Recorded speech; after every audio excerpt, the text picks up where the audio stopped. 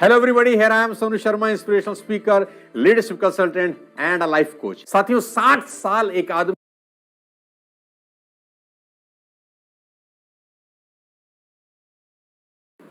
is something that I think is going to be quite important, and it's there's not I don't know of a company that's working on it seriously.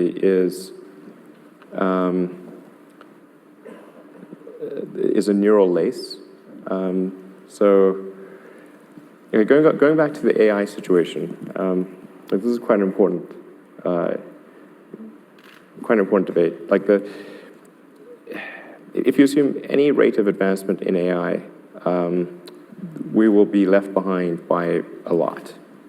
And so then we could be in, like, benign, but even the benign situation, if you have some, if you have ultra intelligent AI, we would be, so far below them in intelligence that it would be like, a pet, basically. Cat, that's what I was thinking. Like a pet. Cat, like a cat. Like a cat. It'd be Elon like the a house cat, cat. Yeah, it would be like the house cat. Right. Yeah, so that's it's not the end of the world, just, Well, sort of pet. I've seen the movie, it could be. Yeah. It could be. So that honestly, that'd be the benign scenario. And So house cat is okay. I mean, I don't love the idea of being a house cat. Okay. But that, So what's the solution? yeah, so I think I think it's to essentially, I think one of the solution that seems maybe the best one is to have an AI layer. If you think of, like, you've got your limbic system, your cortex, and then a digital layer, sort of a third layer above the cortex, that could work well and symbiotically with you. I mean, just as your cortex works symbiotically with your limbic system, your sort of a third digital layer could work symbiotically with the rest. This is something that's surgically inserted or bred into the species, or what? The fundamental limitation is input-output. So we already have, we're already a cyborg. It's just that, I mean, you have a digital version of yourself or partial version of yourself online in the form of your emails and your social media and all the things that you do. And you have basically superpowers in that with your computer and your phone and the applications that are there. You have more power than the President of the United States had 20 years ago. That you can answer any question, you can video conference with anyone, Right. anywhere. You can send a message to millions of people instantly.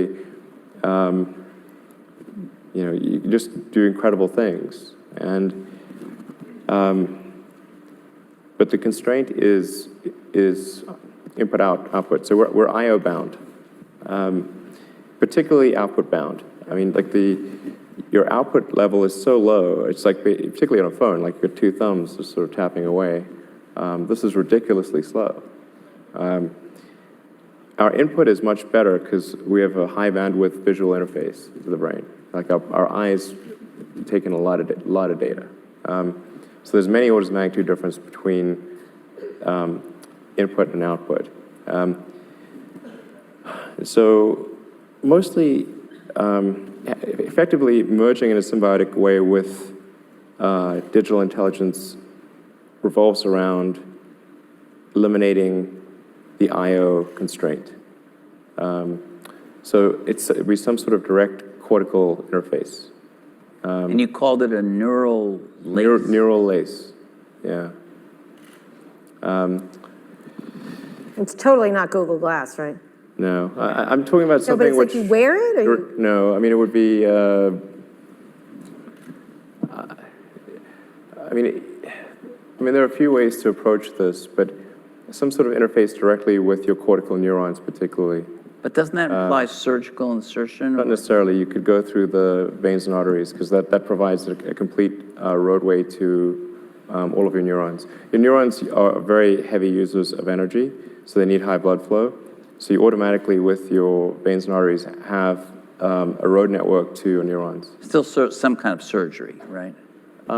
Yes, but you could insert something, basically, into the jugular and have, it gets macabre, but It sounds really easy and it doesn't involve, risk-free. it doesn't involve, like chopping your skull off or anything like that. That's good. Yeah. And plus, you're not a house cat anymore.